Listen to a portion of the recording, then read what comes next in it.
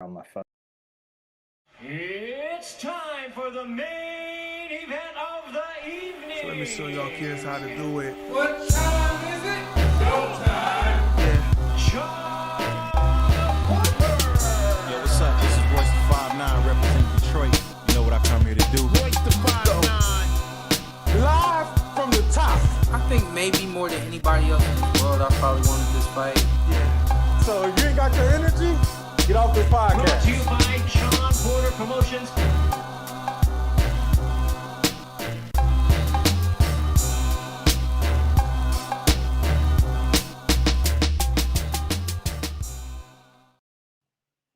Damn, I like that opening a lot. I do too.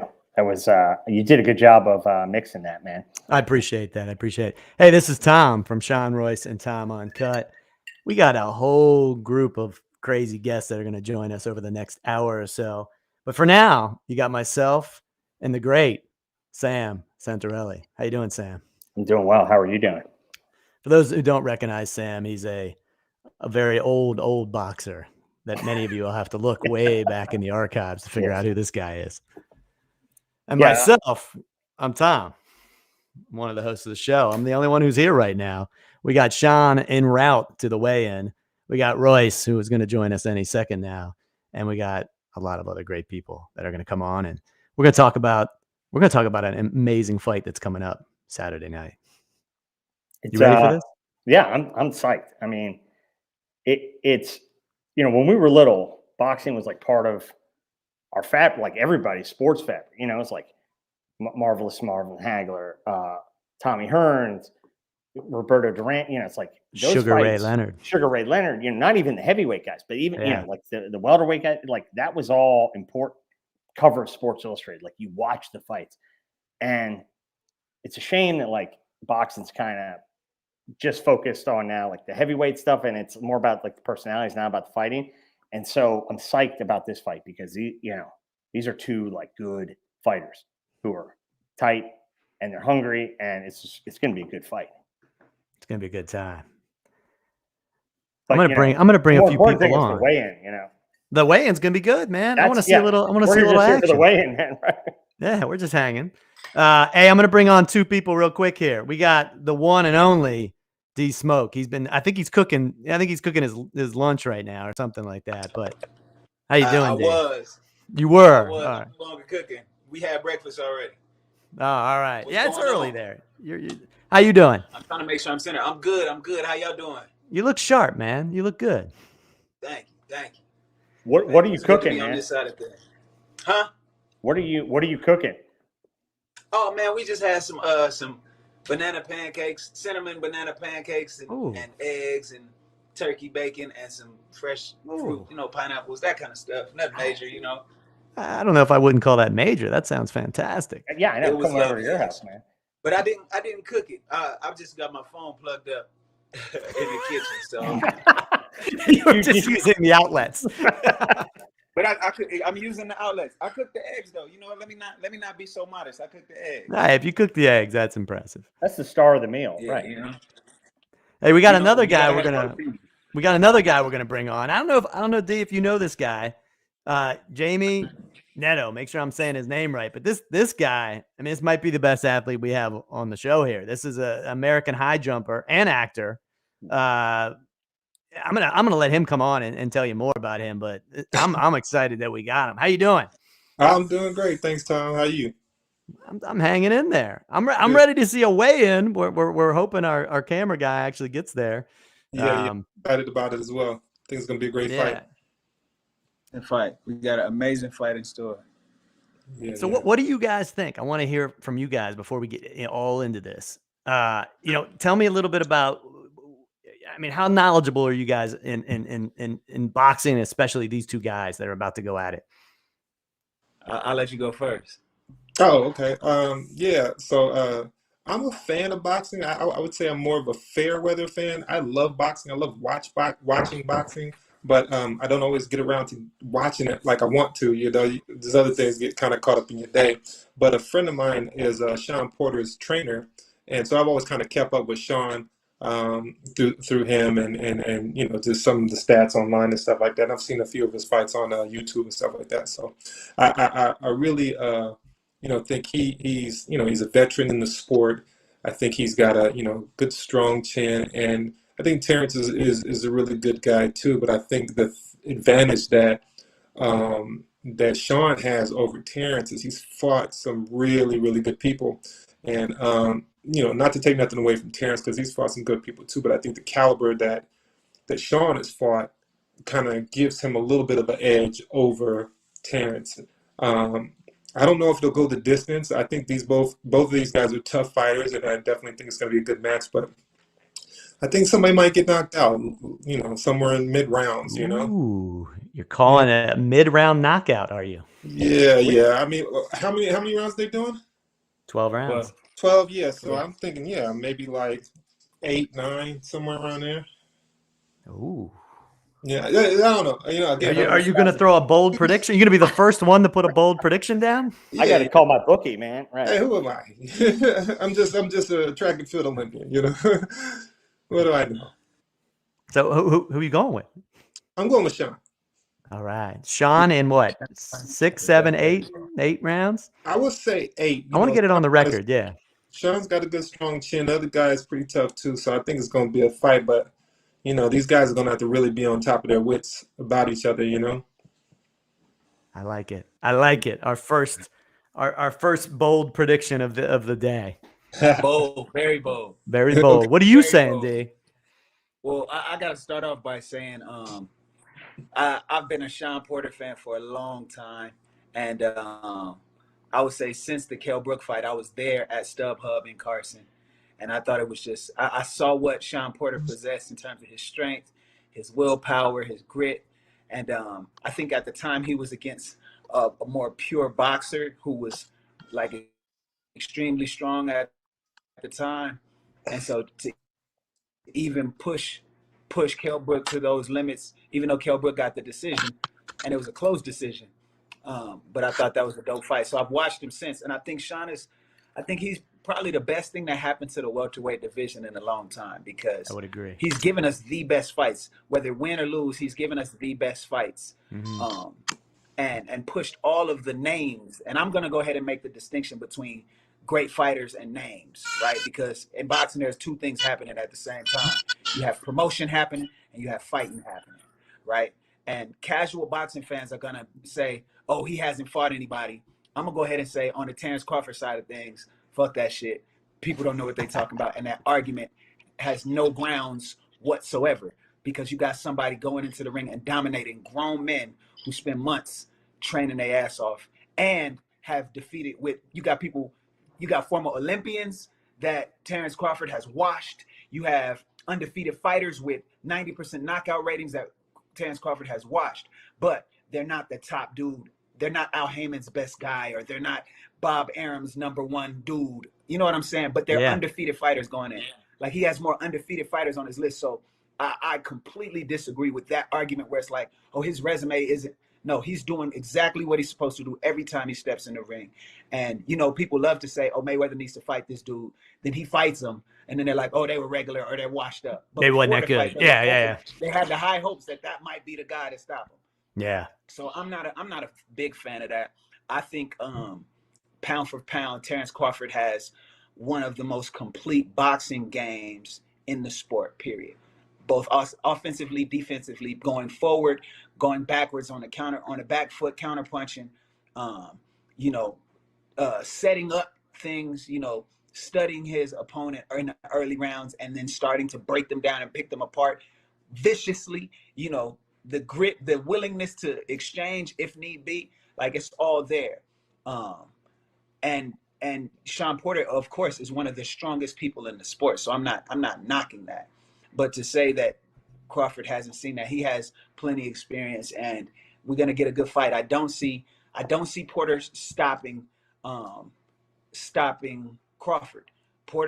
I think Porter gets the name of a brawler so quickly that people forget that Porter is smart. He's smart. He chooses his moments to do that, right? And Porter has good footwork and movement around the ring when he needs to rest, recalibrate, figure out a way to go in. and he's gonna have to do that against Crawford. I think the worst thing he could do in this fight is just duck his head down and swing overhands at Terence Crawford. You know, this fight, it runs the risk of looking like Crawford Gamboa. People like to say, oh yeah, well Gamboa was small, but it's like, was Crawford, did he not make weight? You know what I'm saying? Like, yeah. Gamboa was supposed to beat Crawford. We didn't know who Crawford was until Gamboa. You know, Gamboa had a trajectory that was like, oh, he's one of the, you know, remember, he was one of the first fighters signed to Rock Nation. Jay-Z gets into boxing, and it's like, okay, he's around all these celebrities. He had an impressive highlight reel, but Crawford stopped all of that, you know, with a stoppage, you know. So we have a great fight. The fans are going to win, period. But I see, if it doesn't go to distance, it's for sure going to be a Crawford stoppage in the 10th, you know. And the reason being, their styles stand to make it like, if Crawford starts pulling away, they're not going to want to see it anymore, because he's going to go right in there. Crawford, yes, Crawford can catch him on a counterpunch in the same way that, you know, even Crawford's a way harder puncher than motherfucking I can't what's his name? Porter got dropped twice. Once by Errol Spence, the other time by we should all know this. That was supposed to be Mayweather, but he's not. He's not. I'm blanking on the name too. Wait, so how do you know all this, man? Like, I mean, you're a serious fan, but like, were you in the game? Like, were you? I was 3-0 in the amateurs, undefeated in the amateurs, sparred with pros all the time. But I was a late bloomer. I was 26 when I had my first fight. So you got to be young. You got to be young to be in sport, right? Young man's game. Yeah, you got to start early. Hey, D, we're gonna bring some. That's who you were talking about. We're gonna bring somebody else on, because we got another special guest on here. We got all sorts of people coming. Let's see how many people we can get on here at once. Is that the bro? There he is, Mr. Glasses himself. I hear. Shout out to everybody. I hear my man Smoke talking that shenanigans. Man. Shenanigans. All shenanigans, you say? Shenanigans. So wait a minute now, D. We got to get the official prediction. The official prediction. I'm gonna say Crawford by unanimous decision. That's my official prediction. So it goes all 12, and you're going unanimous decision. You got two tough guys in there, UD. Crawford, UD. I'm writing these all down, by the way. So am I. And so, Jamie, you gotta quickly. Yours was a little vague. You were like, mid round, like just glasses. No, I said 8. Remember, I said 8. Hey, okay, all right. Yeah, he said round 8. Come on, brother. He said round 8. Hey, eyeglasses. I want to hear the shenanigans that you've been hearing. Smoke sounds a lot more knowledgeable than I do. So again, I like the bold prediction of a knockout in round 8. I like that. The irony is, smarter minds say Bud in 12, but I'm with Jamie on betting on a stoppage for Porter. I know this sounds unbelievable, but I've watched Bud in his last few fights, right? He's a lot closer to 35 now than he is closer to 30. He's been taking shots. Guys have been hitting him and rocking him. He hasn't really where Smoke is the shenanigans comes with Smoke saying he's fought guys at 147. Like, his resume is kind of, it's not really good. He hasn't fought upper elite, competition. The best guys are, in another part of the, in another promotion. So it's like Shawn has been fighting all of the top guys. He has been fighting all of the top guys, like Danny Garcia, Danny's Errol, but he's been fighting a Thurman. He's fought all of the toughest guys. You know what I mean? So tell me this. Like, a Danny is my guy. Danny, cold left hook. He's a powerful fighter. But tell me, just answer yes or no. Complete. He has a complete fighting game. Yeah, Danny is fantastic. Complete. Danny's fantastic. Complete. Danny can fight going forward and backwards. I mean, again, I think, No. Danny, can he fight? Yes. Can he fight going forwards and backwards? Yes. Does he do it well? He's not the best at it, but he's a lot better than the Mean Machine. Hey guys, I got to cut you off for a second because we are now finally live at the weigh. We have two things going on here. We got live from the weigh-in, and then we have the one and only Metta. You're on the line now, right? As well. Can we hear what's him? up, guys? How you doing, man? Hey, man. Hey, what's up? There he is. Now we can't see you yet. Are we gonna be able to see you? Well, I kind of just hit the link and. That's okay. I'm gonna call back in. I'm gonna get rid of my Zoom, and then maybe my video will work. I'll be back in a second. All right, be back in a second. So we're gonna keep the live going on up here in our top screen here. I'm gonna try and make it a little bigger. There we go. So now we're seeing a live at the weigh-in at the Mandalay Bay. Oh man, I wish I could be there right now. Why aren't you guys there? Welterweights I have to watch on TV. Welterweights are a TV thing. Yeah, TV thing. Heavyweights. You can see heavyweights. So like when you sit like ringside or like on the floor, like the ring is taller. So when they're on the other side of the ring, it's not as good. Like unless it's a heavyweight. Like welterweight fights are made for home for me. Well, Tom just gets on my shoulders and then watches ringside. Yeah, so I mean we can do that. That's no problem there, man. Oh, this is looking good. This is looking good from so we haven't started on the weigh-in. We haven't lost anything yet. Our camera guy got there. So I'm muting on and off because my son he's like 15 months old, screaming in the background. So I'm trying to help you guys out there. But I'm with Jamie. I know it sounds crazy. I'm with Jamie. I'm not saying I have to believe. Like obviously, the smarter mind says Bud and 12. That's how Bud's won fights, right? But I've noticed Bud getting hit in certain fights. No, he won by stoppage the last 8 or so. It wasn't in 12, it was stoppage last 8 straight, but let's go ahead. Yeah, again, like I said, against like kind of the bottom of the class of welterweights, maybe 10 through 15. He hasn't had it, you know, he probably hasn't had a reasonable fight since 135.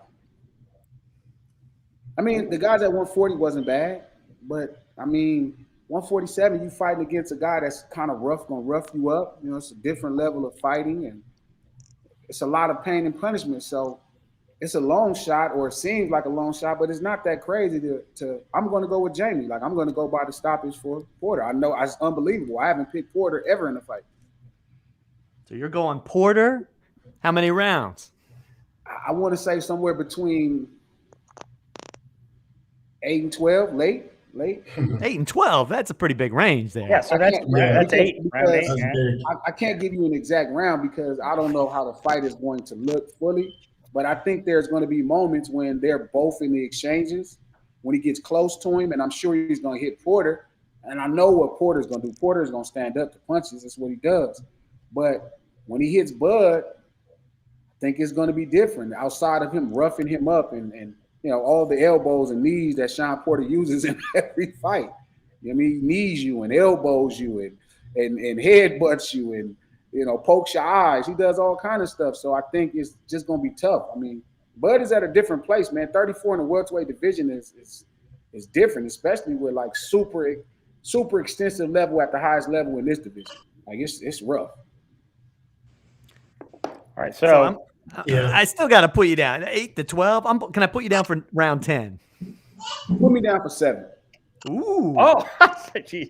Put me down for 7. All right, so Metta, welcome. So yes, sir. Tell us what you think about this fight. So I saw Shawn spar against a really good switch hitter, and I thought that this switch hitter was better than Crawford's switch hitting. Now, you know, when Crawford, when he's switching, although let me say this first, he's probably the best fighter in the world, or Canelo is. So let me just say that first. Yeah, for sure. I mean, Crawford doesn't get his respect. You saw the press conference. He just said, "I'll see you Saturday." That's him, and I love him for that. You know, I do see him kind of get caught in some exchanges, but he always takes that step back. Even though he can fight southpaw and fight, you know, orthodox, sometimes I do see him kind of make some mistakes. And that's just me analyzing it regarding Shawn. And I saw how Shawn was really getting in between switching. So I think you might see something different out of Shawn. If we had to make a bet right now, we would probably bet on what? Crawford. You know what I'm saying? Everybody probably bet on Crawford, but I don't know about this. I don't know about this, Metta. You don't think everybody bet on Crawford? I think, Smart Buddy does say Crawford. Well, you're right. I'm betting on Shawn. You're right. Saying, the majority of people, you're right. The majority of people. You're right. You are right. I'm Team Porter, by the way. So let me get that out there. I'm Team Porter, but I love Bud. I don't know Bud, but I have a tremendous amount of respect for him because how he carry himself. He's been shot. He had every reason to act out. Yeah. This guy is a role model. He had every reason to act out, to be like, but he's so professional, man. You got to respect it. But I'm Team Porter, and I'm not being biased here. I'm Team Porter. But I honestly, if I thought Bud was going to win, I wouldn't say it. Right? So I'm going with Porter. I think Porter's going to catch him. Early or late? I think it's going to go decision. Obviously, if Crawford was to win, that would be incredible. This would be big for him. Yeah, it would be big for him. It's going to be big for either one of them. Do you guys agree for either fighter, this is the biggest fight of their careers? Would you agree or disagree with that? Yeah. I disagree. No. You disagree? This is not Shawn's biggest fight, no. I disagree. You don't think this is Shawn's biggest fight? No. I think this is Shawn's biggest fight. Even though, let me tell you why. Sorry to cut you guys off. Let me tell you why. Because somebody was running from Crawford. So Crawford couldn't control everything. People just not fighting him, the networks, versus like if you were PBC, of course you're going to get the big fights. You know what I'm saying? So you can't put that on Crawford. That's my opinion. Glasses. I think this is Bud. This is easily Shawn's biggest fight. This is definitely not Shawn's biggest fight. Ooh. Not even close. Who do you have as his biggest fight? He fought Errol Spence. That's a big fight. I mean, he's been in nothing but big fights. Keith Thurman's a big fight. That was a big fight.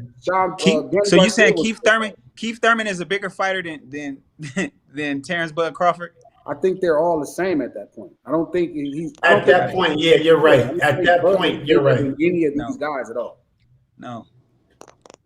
The thing is that argument is only valid against Crawford because we all know that Crawford signed to Bob and I got cut out. I think we're cutting him out. Man, he got the robot. I'm gonna kick him out from that. Kicking out smoke, man. You can't. I know. I might get in trouble. Right back. No, like this would be Bud's greatest win by far. Yeah, like that's by far. Like he's so much better than Bud's best win. It's scary.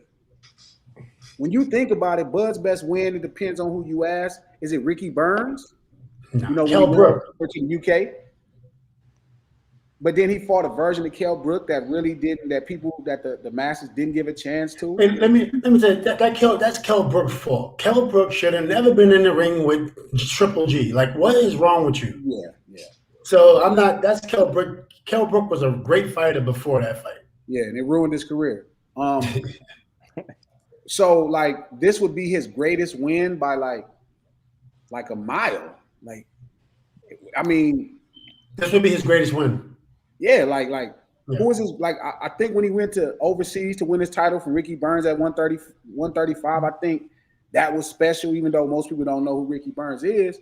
But it's like Gamboa, at 135. I mean, I just think that this by far would be his best win. And that tells you, like I was saying up to Smoke, his opposition, is by far. So if Shawn wins, this is his best win, but it's not by miles. Shawn. What happens if he knocks him out? Just knocks him out early. That would be his greatest. That would probably be the worst thing to happen. If that happens, everybody would be like, "Oh, you're gonna think somebody's career was over and they should have never been in a fight. Maybe somebody was hurt." So hopefully we do get a good scrap and something decisive. But Shawn makes every fight tough, man. He knows how to do that well. And if he decides to, you're going to be in a fight. Like he's going to drag you into it if he decides. Yeah. I wanted to ask Metta, tell me about that switch hitting. How did that sparring going with the switch hitter? How did that do? Well, he was sparring a future champ that we don't really know. That's going to be a future champ for sure. And this kid was really good.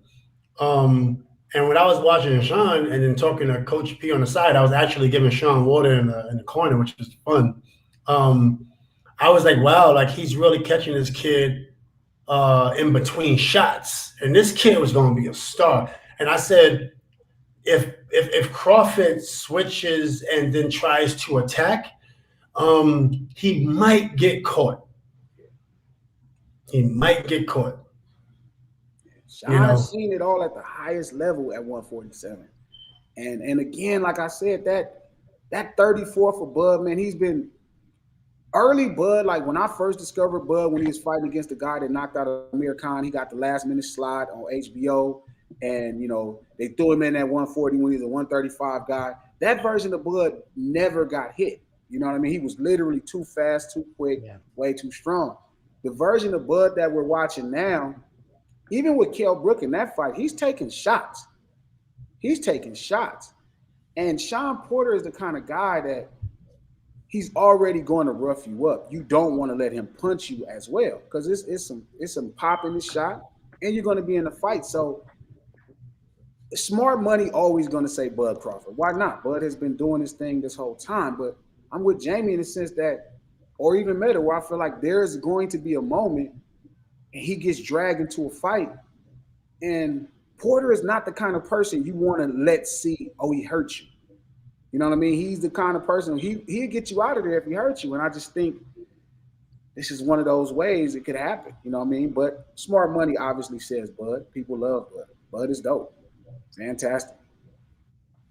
Wait, so Metta, how did you get to how were you on the inside track where you're just in the corner as part of this sparring, man? That's some serious inside access there.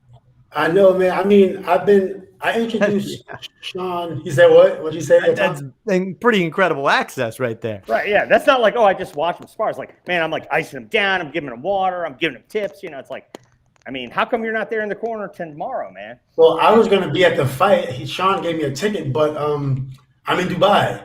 So I had to do something out here. So this is why I'm not there. But what time is it? What time is it there? Oh, it's 2 a.m., 2:10 a.m. Oh, man, you were dedicated. That explains why it's dark over there. Yeah, you guys asked me to come on for Shawn. I'll do anything for Shawn. God, you were dedicated, man. So I know Shawn, and I introduced him to actually one of their good friends, and I'm always a fan of the fight. I love boxing in general, and when I got to the sparring session, Gabriel Rosado was actually sparring with Freddie. It was at Freddie Roach's gym. And then Kenny Porter said, hey, help me in the corner. I said, for sure. I would love to help you in the corner. But I'm a big boxing fan. I got a couple boxers on the business management side that my company does some taxes and bill pay for, and we, I love boxing, as you can see. I love boxing. I've been trying to, Canelo Alvarez is one of our clients, for Intrinsic Business Management, which is a company I founded and co-founded. We just signed Munguia, so Munguia is our client. I got Pablo Rubio, who's a up-and-coming fighter. He's with Shark Sports.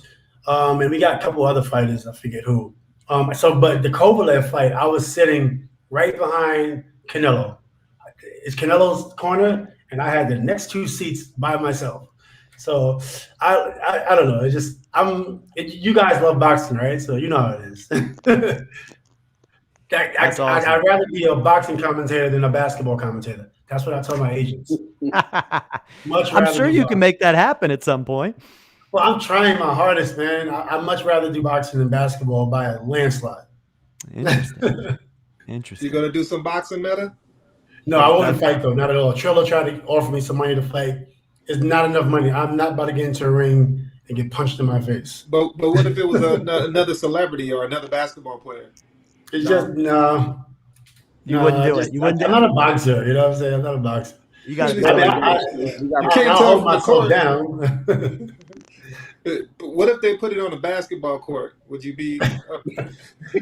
Yeah, put it on the basketball court. If you guys are judging it, you guys got to be judging it. So I boxed a little bit when I was younger, and when you box on when you're in a ring, it's one thing when you get hit and you fall down, but when you're on like something hard and and you get knocked down and you hit the ground, it is lights out. So Metta, if you ever are doing a boxing thing, do it in a ring, not on a basketball court. Oh yeah, bad suggestion, Jamie. Yeah. Okay, my bad. Yeah, I wouldn't do it on a hard court.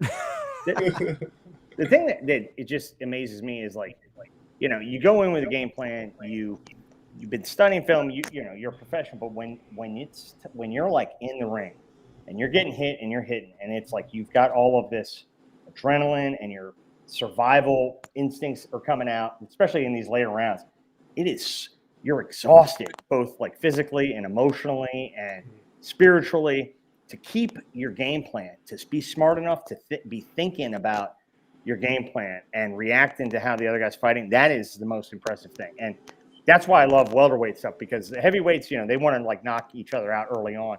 But when you get into these late rounds and you're still boxing, you're not fighting, you're boxing. It takes such discipline and willpower and smarts. I just love watching that. Yeah, it's so interesting. In 2004, when I went to the Olympics, Andre Ward was on my team, and I went and watched some of his boxing matches, and I was like, and it was my first time introduced to, basically Olympic boxing, and I didn't realize how come they're not trying to knock each other out, and they were just kind of really just going for the points. And I think that has a lot to do with what's going on here. Obviously, they're trying to knock each other out too, but it's more of a thinking man's game at this level. You know what I mean? It's more strategic as opposed to, if I can knock you out, I'm gonna knock you out. But more than likely, we're both strong enough, got strong enough chins that we're gonna go the distance, kind of a thing. But I've always think, shoot, everybody has a plan until they get hit. And then what Tyson said? That is what Tyson said. I was just going to say that. Yeah. I think that's true about everything, about life and all. Right. So Metta, tell us a little bit more about your insight into the welterweights in general, right? I mean, we got two of the best going tomorrow night, but there's a lot of good welterweights right now. This is a division that's just stacked, in my opinion. Well, I mean, I think I have some opinions, but I feel there's a couple. I feel a lot of ways about boxing, but just in terms of welterweight, I feel like the other divisions are catching up. It was a point in time where they just couldn't hang with the welterweight division, and then even when Andre Ward was in the Super 6, I mean, I thought that was the toughest contest, and during that era, that was the toughest fights. That Super 6 that Andre Ward was in, you didn't know who he was going to fight. But people didn't really give that enough respect. But with the welterweights, I would like to see Keith come back. I think he really is hurt.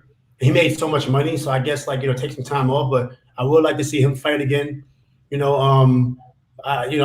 hope that to continue to see Bud work with PBC, because Bud is the missing link to the welterweight division coming back. By the way, it's not really a welterweight division without Bud. I'm sorry to say that. I like Errol Spence also, but at a point in time, people made an opinion. Who's better, Errol Spence or Terence Crawford? These are the two top dogs of the division, right? So, and people are picking Bud. Just the majority of people are picking Bud. So if Bud is not fighting with PBC, the division's like that. Even Floyd was like crossing the water every now and then. You know what I mean? So the welterweight, this is very important for the welterweight division. And it's very important that Bud fights another PBC fighter. You know what I'm saying? It's very important that he fights another PBC fighter. So what happens next? So what if Crawford does win? What's his next move? Do you guys think? I think if Crawford wins, I mean, I feel like with Earl, I want to see Earl fight again. I know he's ready to fight, but as a boxing fan, I'm concerned, honestly, from that accident. Just from a fan, you know what I'm saying? And if something is wrong, then Terence is the type of guy that can make it bad. Yeah. Right. And that's what we don't want to see. If everything's okay, then I would love to see that fight, but I would not want to see that fight right now. I bet Earl want to see that fight right now, though. I know he want to see it right now, but I just want to see if he's okay because he made a ton of money, and that was a tough accident. And I wish him the best because he's so professional. He made a mistake, but you know what? I mean, that one mistake, right? Earl Spence is incredible, man. Him, Andre Ward, Terence Crawford. These guys are, the best of the best and very professional. So I would like to see Terence maybe get in there. I wouldn't want to see him get in there with Ennis yet because I feel like Ennis is good, but he got to earn it. You can't just get big fights, right? Everybody earns it. So Ennis has to walk through 2-3 more wars, maybe 2 more wars before he can get to Earl and Terence. But I think the Keith Thurman fight would be big for Terence. That's a fight that I think everybody want to see. The Manny Pacquiao fight's not going to happen. And I guess there's a couple other really good fights out there, that's coming up. I think in the future, towards the end of Terrence's career, you might see Shakur Stevenson up at 147. That's possible. I mean, that'd be a big fight. I don't see Tank moving up to 147, so there's nothing there. And I'm sure I'm missing some fighters. I'm sure I'm missing some. And maybe Bud can go to 154. I can see him at 154. Well, this is what's crazy. How long do we expect Bud Crawford to be at this top form? Be 35 next year as a welterweight. That's on the bad end. The welterweight, I would like to see. I would love to see Virgil and Boots do it, right? And then the winner fight for a belt, Virgil and Boots. That seems like it's a fight that's so simple to make. Like they're both at a perfect place, and maybe Virgil doesn't have enough fights, but if he feels like he does, him and Jerron could fight and literally find a place that's earning a shot, and however they get their shot. I would like to see Spence unify with Ugas as soon as he comes back. I think Bud signed an extension nobody's talking about, which is kind of becoming more and more obvious. So I'm sure, if he can get this win tomorrow, then Bob will put him in with somebody to make some money. Maybe we get Spence and maybe if we're lucky, we get Spence and Bud by the time Bud is 35. I just don't think it's a lot of room left. I know it seems like it because he looks so great against all of the other guys, but it's not a lot of room left. It's just pretty much no man's land, Danny Garcia versus Broner. And Ortiz only fought 18 times. Yeah. So okay. So, but I think he's looking for a really good fight, and Boots doesn't have championship experience, so he's been fast tracked. Maybe they make that fight, but Spence and Ugas seems like it's a lock. Bud is going to fight somebody, somebody with entirely too many vowels in their name. Next opponent. Are you trying to say something against Italians? No. I know. Eastern European. That's too Western Europe. It's too Western Europe. Italians don't like to fight, man. We just like to drink. Yeah. Oh, it's some bad. Talk to the ladies, We're talking about Rocky, man. The best. Yeah, well, I know, but he's.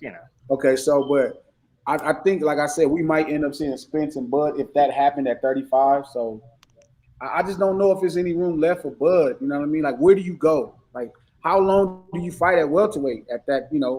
At certain ages, like how long is it? Like, don't let Floyd has us all confused, and we think everybody is the next Floyd. It could be the next Floyd. It's like that's not boxing. That's what makes him special. You know what I mean? Yeah, like, you're right. People not gonna fight at 36, 37, 38. It's Manny Pacquiao. He's the greatest. You know what I mean? Like, you talking about two of the pound for pound greatest guys. So we just kind of running into a place. I'm more excited about the 135 division. Tank, Teofimo, Ryan, Haney, Valdez, Stevenson, like that is going to be war. But as far as the welterweights of this era, I think we just in a space where it's pretty much we watched it all happen. It's coming to an end. Porter's 34. This will be his best win. It'll be the crowning achievement of his career. You know what I mean? Glasses, you keep talking about Bud's or Terrence's age. Isn't Porter the same age though, right? Porter's almost the same age, yeah. Yeah, but that's what I'm saying. They're on the end of their careers. I think we can look at Shawn and see Shawn is coming, it's winding down. Like, I don't think we're looking at Shawn fighting at 42 years old. Right. Yeah. Shawn has already had an impressive career fighting the best fighters at the welterweight division. And I think Bud, we all feel like it's something to prove to fight the best fighters of the welterweight division. And they're the same age. So I just think we're in a space now where it's like, what are we really expecting at this point from these guys at the welterweight division? Like, are we thinking Bud is going to fight into 38 and be great? Like, it's a lot at welterweight. Historically, it's kind of not how it happens. Right. So then what happens if Porter wins? Shit. If Porter wins, Al gonna get him a bag. Yeah, it's over. Like they'll rematch him with Spence. He'll get a bag after, and he'll fight for all the belts. You have a unification once Spence comes back, fight Ugas. Shawn takes a pygmy fight, then they unify for an undisputed champion of welterweight. You know what I mean? Because that fight was really good the first time. You know what I'm saying? The Porter Spence too. I can see that happening next year. Hey, Porter would have won if he didn't get knocked down, huh? Or he would have been a draw or something, huh? It was real close. It was close. He fought him every second of every round in that fight too. So it's tough, man. Like, I think we all, looking at Bud like he's the safe money, right? But I'm glad to know that I'm not alone believing like, this could be a really bad situation for Bud, and most likely it will be, because Porter is going to fight you. You're not going to be able to do the same thing you did to those other guys against this guys and against this guy. And when it happens, I've seen Bud when he fought the Mean Machine. Anybody can get hurt in boxing, but it's just happening to get hurt a lot more now. And Porter's one of them kind of guys, if you get hurt with, he's going to go at you. Showdown, 12 rounds of boxing for the WBO Welterweight Championship of the World. Yes. We're getting ready to get started here. I'll go mute until they come up there, but I think we're just about getting ready here. We are going to have Shawn on afterwards, so hang with us. Incredible. The WBO number 2. I'll wait till they announce it, and then I'll get on there. But so wait a minute. I want to go back to what you said, Glass. So in theory, then, if I'm hearing you right, the best thing for boxing is for Porter to win. No. Oh, there we go.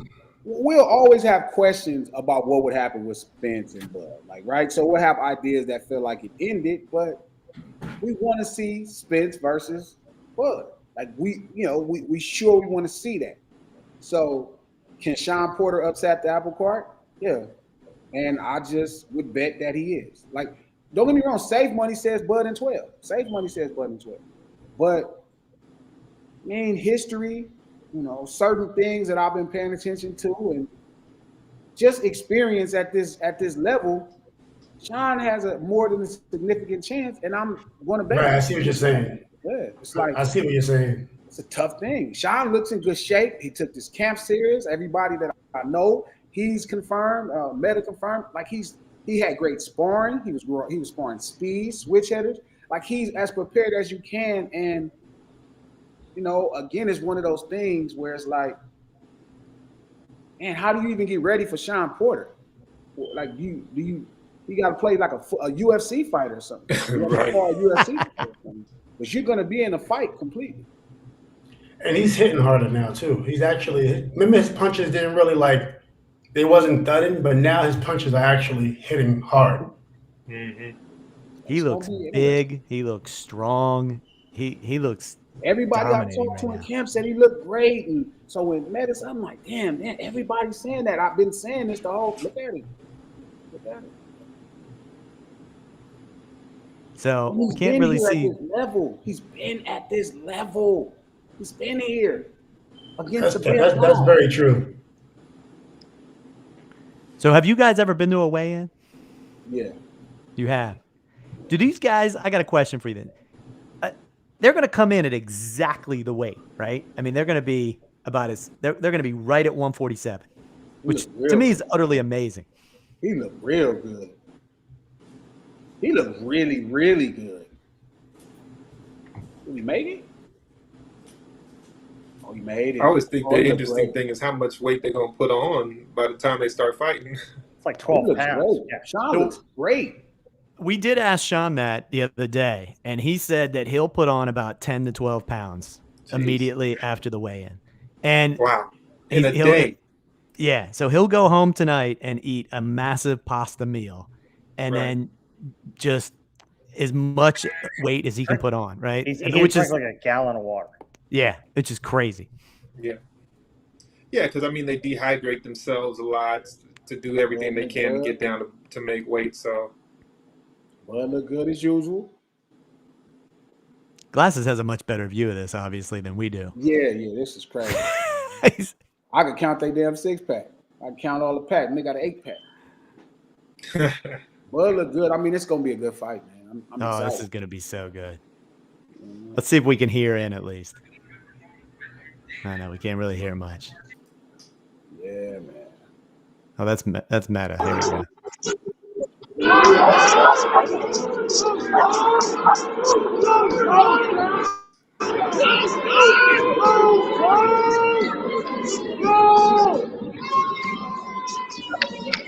So Glasses, once they weigh in, that's it, right? They come in there, they get on the scale, and they're gone. Man, they're on their way out. Really good, man. Just dry, but he looks great. Our camera guy is going all over the place. Man, Shawn looks great. Like he looks a bit. Oh yeah.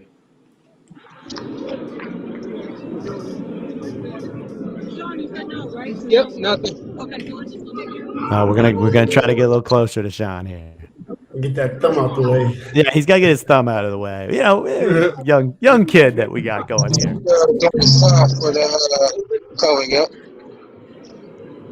Hold on. Trying to figure out how I can flip this thing around. Hey, nothing like live television here. We do get a good shot of your thumb. And Bud's trying to intimidate him, but it's not going to work. Shawn has been in there with the best in the business. Yeah, that's true. Shawn's around, like Bud trying to mad dog and making a stare off. Shawn is like, I did this so many times. It's another confidence to where he doesn't have to get worked up for the fight. Like Bud is pumped up. He want a mad dog, and we'll see, man. We will see. Oh, there we go. Much better view there, Sam. I mean, no, that was just some footage of me from earlier today, right? Yeah. Oh, here we go. We got Shawn on right now. Shawn, can you hear us?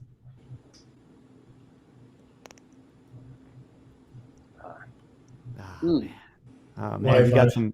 Anyone who's been inside of a casino knows that the reception's sometimes not great. Go switch that Wi-Fi real fast. You got time. Terence Crawford, y'all there? Yeah, we're here. We can hear you. All right, cool. Y'all can see me too, right? We can kind of see you. You're a little frozen on the screen, but we got a whole group of people here.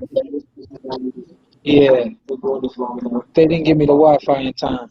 That's all right. That's all right. But hey, so we just did the weigh-in. Bud seems to be pretty amped up. Like he look really intense. Like he trying to tell me something, but I ain't listening. How you feel about it? I was a little surprised. I've never been on this side of it against him, so I don't know how he gets closer to a fight or whatever. So yeah, he seemed kind of intense. I'm ready when you guys are. Yeah, it just seemed kind of intense. I was telling the guys I saw you spar, man. I said you ready for any switch hitting that's coming your way. Yeah, no, I'm more than ready. I don't know, man. We did everything we needed to do. Even making weight was not a part of the job. You know what I mean? For a lot of guys, that's work for them, making weight. For me, it was just a matter of waking up and waiting until 2:00. Most guys don't even eat breakfast the morning they weigh in. I ate and drank, this morning, and just everything's clicking the way I want it to, and I'm gonna continue it that way. So real quick, of all the fights you've done, how many of them do you get a sense during the weigh-in, like the energy you're getting from your opponent, you feel that same kind of energy in the ring? Like, is this an indicator of how you think things are going to go, or is it like it just depends on each person?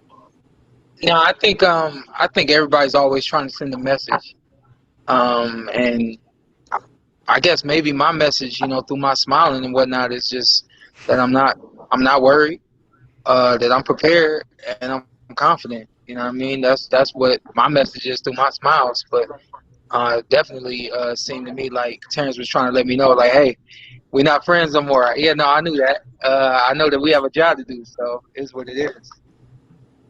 He say anything to you up there? Mm-mm. No words? He said it all with his eyes. Oh. They were lightweight bloodshot. He was breathing kind of frantically, you know what I mean? But again, if you're an intense dude, that's what you want to show. So that's what he was showing me. Oh, there you go, that video. Now you look in great shape, man. Great shape. You here now? Yeah, we can see you now. All right, cool. I'm here. So what do you do next? We were just talking about this before you got on. You're going to gain about, what, 10, 12 pounds in the next 24 hours. He's already eating. I got a crazy story for y'all. Give it to us. And this is like, it's not in my head. I don't like watermelon. And I've never liked watermelon my entire life. The first time I had watermelon was my last fight. My dad was like, eat this. It's going to keep you hydrated. It's going to give you some nutrition. Eat it. I was like, oh, this tastes pretty good. I haven't had watermelon since I was like 6 years old. After the fight, get back eating regular and stuff like that. I'm like, ugh, watermelon is nasty again. This fight, same thing. Making weight, watermelon tastes good. After making weight, I don't want this no more. It's nasty. It just don't even taste like nothing. It's like, why? But this was the only thing I could eat. It was actually good. So yeah, but now I'm back in the back room now where they had me at before, and I'm waiting to be tested like 3 times. Twice for the C19 and then once for drug testing. And then the real question is, what's for dinner tonight? I'll make sure y'all see the dinner, but we're gonna get some good lasagna in. We got some steak at the house, some vegetables, of course, some more fruit. He's no real live. And the guy just showed up. He's no real live. Happy in the here? What up, baby? Yeah, my God. I'm good, man. Yes, sir. Yep. So, yeah, Abe just walked in. You know what I mean? Just plenty of support around the world. So it's cool. Shawn, this is Glasses Malone. I just was talking about you on the face-off and explaining to the fellas. Shawn is always confident. Like, I got a sense that Bud wanted to turn it into a stare-off or intimidation. And I'm like, Shawn is going to control it. He's going to turn right away. He's not worried about it. There's no fear. Is it that obvious that how many times you've been at this stage, at these high-level fights against great fighters at this point? I've been there so many times, man. And it wasn't worth it for me to wait for him to turn or for somebody to grab us and turn us. You know, I felt it, and I felt it, and I felt it, and I was like, all right, cool. I felt everything I need to feel, so I'm gonna turn and you know, get the cameras what they need, and I'm gonna get off the stage. You know, a lot of people pride themselves on that. I'm not gonna turn first. I got over that, like, I don't know, 25 fights ago. So just was saying that you've done it at this level entirely too many times for it to matter. Yeah, when you've done it so many times at this level, it's like it really don't matter who's standing across from you. It's a part of the show. Like the face-off ain't the fight. You know what I mean? But some guys try to make the face-off the first fight. I ain't on that. Shawn, what was your last hard training fight, session? I think I'm sorry, a couple of fights that didn't go your way, we think this one gonna go your way. What'd you say, man? I said a couple of fights that didn't go your way in the end, we feel like this one gonna go your way. You said why do I feel this one's gonna go my way? Yeah, why do you feel this one's gonna go your way? Gonna go your way. Yeah, no, I think you know, the preparation's key, and you know, I've had those experiences, so those experiences got me where I'm at right now. You know, I think I got better through each experience I had, wins and losses. And this is the next one. So I definitely feel like this is all mine, no problem. I was asking Shawn, when was your last hard training session? Last week. We kept training into this week, but nothing too crazy. We I think Monday, Tuesday, and Wednesday we went to the boxing gym, but they were like hour workouts, not long at all. What'd you do? I hit pads with the coaches, my dad, Coach Terry Hunter. Nice. Well, I got faith in you, champ. This right here is a nice stamp for your legacy, the Hall of Fame win you deserve, to go with everything else you've accomplished. And I got faith in what you've done. This one is going to go your way, man. It's that time. I'm gonna put it on. Yeah. No, I'm just waiting that time, man. It's crazy, but I'm really loving this. What's going on? I've been loving this entire week and everything. So best thing about it is I get to cap it off, and I have control of that. I won't allow anybody or anything to control that. That's incredible. And again, you must be so confident just like doing live. I don't think I've ever seen this before. That's great. That's good news. A fighter going live right after he weighed in. Yeah. Well, yeah, and it's never been done before, and I don't think that there's very many fighters out there who have the capabilities to do what I'm doing right now. You know what I mean? So, of course, we got time right there, and we put our heads together and was like, let's give our audience something that they've never seen before. We'll record it and we'll show it to everyone. You know what I mean? So, it's easy when you do everything that you need to do. You know what I mean? So, my life right now is extremely easy because I handled everything the way I was supposed to handle it. There's other guys who can't wait to get something to eat, can't wait to get something to drink. I'm taking my time with it all because I did all the right things. Are y'all waiting on me? Let's go. No, forget that. Yeah. Sorry. Let me ask you one question. So out of training camps, right? I know you were still working. Out of training camps, every fighter has had the greatest training camp of their life. But how do you, out of this training camp, how do you feel coming into it based off your experience of training camps? This camp was no different. We mixed it up a lot actually. We trained down in Las Vegas. Las Vegas has a mountain that's about almost 9,000 feet in the air. We went to that one as well. So we did everything that we needed to do. But here's the thing: I'm jumping off now. But next time we come on, we'll be at my house and we'll be kicking it and eating some good food and all that. So we'll talk to you in a bit. Much love, champ. See you soon, Sean. Thank you. That was the great Showtime. That was incredible. Shawn Porter. That was incredible. That was incredible. He's so you don't calm, get to see that very often. He's how so calm he is. He's so calm. And this is what I was saying to Smoke. Like, he's been at this fight level so many times. Like, this is no bigger than the Errol Spence fight. This is no bigger than the Keith Thurman fight. This is no bigger than the Danny Garcia fight. This is kind of Shawn's career. This is he's been in big fights at this level against pick'em fighters for a long time. Right. Yeah, this is the calm before the storm, right? And he's calm, man. Like, if you see, when you look at the weigh-in again, Bud is pumped up. He's looking tough, and Shawn's like, man, what are you doing? Like, this hasn't happened at all. Like, he's like, yeah, it's time to go. And that kind of confidence about a man going to do his job, again, maybe I'm looking for reasons, but I just think history favors Shawn in this situation. Yeah. And it takes it just takes such discipline, because if fighting is so much, you do have to get emotional. You do have to get, it is like the ultimate competition between two people. Like, when it comes down to it, who's going to survive this? And to prep for that and not blow all your emotions and energy at the weigh-in.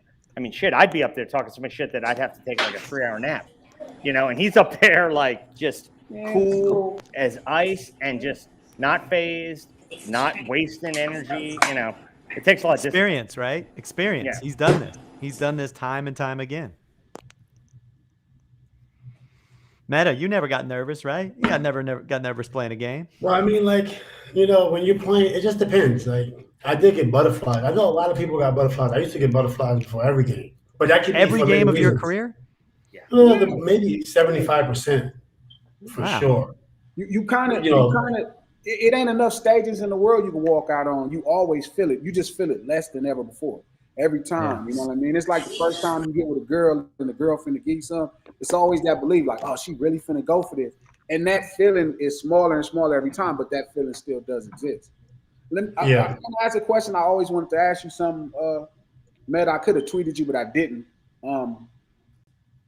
Game 7, fourth quarter, y'all are down. NBA Finals against the Celtics in 2002. How did that feel to be down roughly by 16 points, 17 points? Like, and your championship hopes right there. I mean, it didn't feel great, but I mean, it felt like we was about to lose, honestly. That's what it felt like. But what I did was just focus on my breath, honestly. I just started focusing on breathing and not focusing on the actual game. And I just let my breath take me through that game. I'll find us dinner. That was one of the greatest comebacks I've ever seen. It was crazy. It was that was one of that was crazy. That was pretty. I mean, Game 7 against Celtics, like that's impossible to come back. The world champion Celtics, you know what I mean? Somebody The who world just won the champions. championship and got injured the year before, so they felt like, oh, we would have been there again last year, so this would be our third year. I thought that was dope, and the shots you hit at that time, minus the shots, the defense, how you was able to persevere defensively, guarding a tough guy on the court, and then still have your legs long enough to shoot the shot you needed to complete the comeback. That's all important, and boxing is the same way. Like, that's what I really liked about Shawn. Like, he wasn't worked up. Like, I already did all the hard work. When we get in there, we're going to get to it. I love that part of it. Yeah. So here's a friend of mine, Jason Murphy, who is a big fight fan, former Raven, and he's not here in Baltimore. Where are you coming in from, Jason? Down in Nashville? I'm down in Nashville, Tennessee for the night, man. Well, I'll be here all weekend. They're having a Tennessee Titans alumni weekend.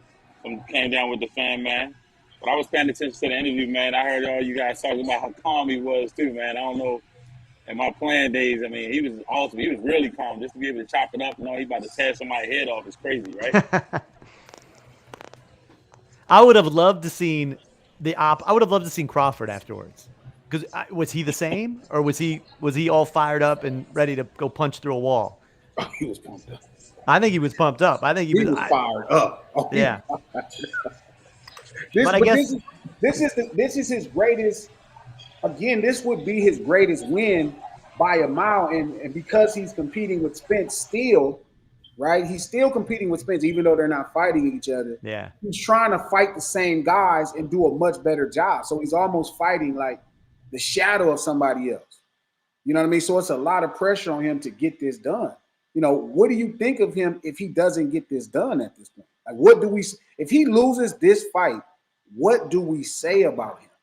Like, what happens to, like, his legacy is his legacy, but all of the guys like me who question, like, he is an undisputed champion at 140. That's incredible. He won at 135. He's a three-way world champion, but his 147 that's looked shaky. So you go in and you lose to Shawn Porter.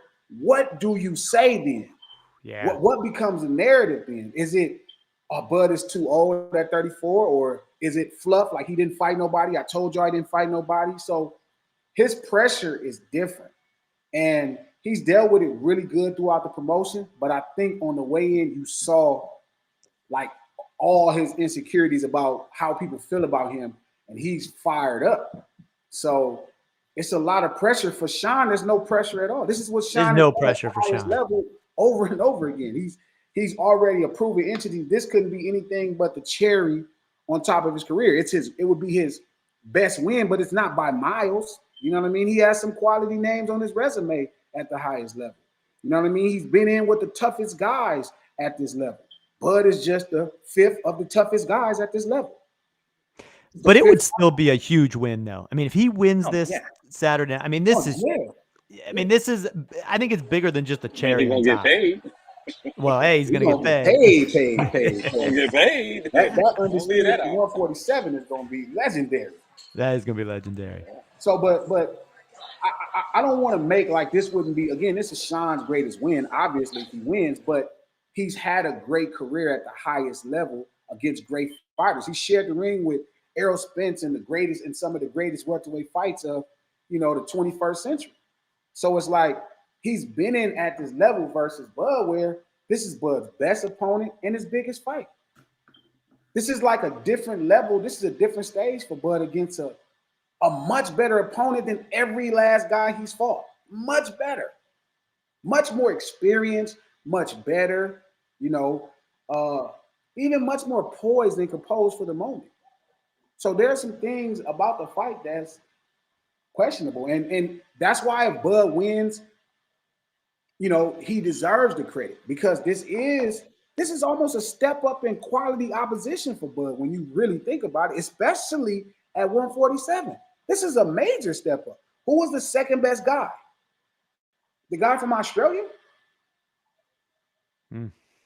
Captain Kangaroo? I don't think so. Yeah. Yeah, like the guy that beat Pacquiao for that they gave the fight to, like, who would be the second best guy if Bud wins this fight? Who is his second best win at welterweight? It's like that's how far that gap is of quality opposition. Like it'd be Shawn Porter and then that guy. So yeah, he might have to go to different weight class to finally find a good challenge. You know what I mean? To work it, to make it all worth it. Would he go? He would go down a weight class, right? He couldn't go up, or could he? But shit, he win. He can go up. He can go up. He can go up or down. If I was him, if I won, right, and they don't make the Spence fight, because it's a chance they don't make the Spence fight, right? Everybody, Shawn was able to go over there. PBC didn't have anything to do with the promotion. They just let Shawn do it. They let Shawn work. They're not going to do that with Errol Spence. So the fight has to be big enough to where Fox and ESPN want to do a co-event. So that's close to 1 million pay-per-views. Neither guy is quite Canelo Alvarez. Yeah. You know what I mean? And neither guy, like Spence is not going to be able to just go to ESPN and just do the same thing. And I'm sure Bud has renewed his contract, so they're not going to let ESPN is not going to let him walk over there. So the fight needs to become that big. Like they need a great fight right now to launch Bud into a greater stardom to complement Spence's stardom. So you get a million buys pay-per-view. So Fox and ESPN do a joint pay-per-view. But there's a good chance that doesn't happen. Mm-hmm. So if I am Bud, I do go to 154 and try to become a 4-division champ with undisputed at 140. I don't even know if I sit around and hope I get the fight with Spence and keep wasting my fights at 147, on the verge of being 35. Yeah. Why do I? Being on the urge, being 35, it's one thing in a team sport when coaches, general managers tell you that the time's up, but with boxing, or, it's like, when do you know when to hang it up? And not not kind of ruin, kill yourself or just tarnish your career, and how many more fights do these guys have in them? I mean, you still got Holyfield out here fighting, man. Holyfield, Roy Jones, guys like that still jumping back in the ring. But, I mean, I think it's never a time to, maybe the fans or the outside might feel like it's time to let it go, right? But when you out there, you working hard every day, and that's a part of your regimen of your everyday life, it's never that feeling. Somebody usually has to make you knock you out if you're in the boxing, or really put you on your back if you're in football. Yeah, I don't know about 35 and a team sport. I'm the oldest American high jumper to ever make an Olympic team, and I was 35 when I made an Olympic team, and I was competing against guys who were 22 years old, 10, 12 years younger than me, and I won the Olympic trials. So, you know what I'm saying? Like, just because it's a team sport, yeah, you can lean on those other people, but it doesn't mean that, your body is gone. You still can go out there and compete at a top level. You know what I mean? And I think the reason being is because technology has changed, training has changed, we've gotten smarter, we've gotten better as athletes, you know what I mean? So we can push that a little bit further than, maybe 20 years ago, if you were 35, you were ancient, or not anymore, you can still kind of compete at that level, you know. And we're starting to see it a little bit more in football as well, you know. But when you talk about individual sports, I think the body and the technology and the things that we're doing now is allowing people to stay around a little bit longer. So if you were these guys, would you go up in weight or down in weight? Way up. Say that again. Why do you say up? Because I still need to be like. So my issues with Bud turning 35 specifically is Bud depends on a lot of reflexes and speed. It's not just technical ability like a Tom Brady per se, like Jamie's talking about. The technical guys, Kareem Abdul-Jabbar, technical. Bud depends on speed and reflexes, and as you get older, your speed and reflexes slow down. No, that's true. That's definitely if true. I'm Bud Crawford, I'm going to 154 because I'm still fast as hell to all of these guys. To these big I'm guys, not standing down here with these other guys coming from 140 that's still lightning fucking fast. They gonna get to you. So I go to 154 and I'm still faster than everybody, and I could depend on my speed and then keep using my technical ability. But I think that's my fear for him at 135, and I think that's also why he's getting hit a lot more, because his reflexes are slowing down, his speed is slowing down. His power is still good. The technical abilities he have is still good. He's getting smarter, but he depends on reflexes and speed a lot. You know what I mean? And again, there's only, one Floyd Mayweather. There's only one Manny Pacquiao. And while I think Bud is a fantastic fighter, the separation from those two guys and any other guy, even Oscar De La Hoya, who probably is the second tier of that kind of welterweight, is night and day. Oscar De La Hoya was good at 34. That was the end of his career. Sugar Ray Leonard was 34, 33, and he went up in weight. You know what I mean? So if I'm Bud and I win this fight, this is my best win. Do I wait for Errol Spence? He's going to come back and fight Ugas on a promotion to unify. I'm not going to wait for that. I'm not going to wait till I'm 35 and 36 and keep pushing. You know what I'm saying? I want to solidify my legacy. I'm going to go 4th division. I'm going to go get a title at 154 so you have something to talk about. And then if I catch Spence at 154, we could do it. But I wouldn't sit around and, hope that fight is going to happen between these two networks. I think you got to keep building your legacy and not keep wasting fights on these random farmers that you're getting in the ring. Yeah, well, that's so true, man. I mean, it's a lot of youngers out here that got the hype, and then their handlers is not going to want them to fight a guy like this, because they already know it's a loss, and so you wouldn't put your guy in that ring. So, but you got to figure out a way to get them one of them fights right now. They got the hype, one of them fighters.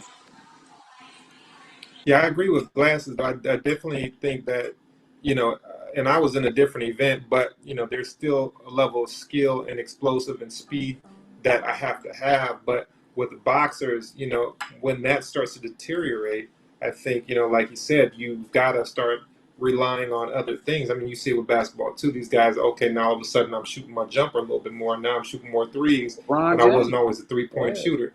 You're definitely right. I definitely agree with that, Glasses. So I think, with Shawn, he's starting to hit harder. I think, those things are going to help him a lot. He's very smart in the ring, you know what I mean?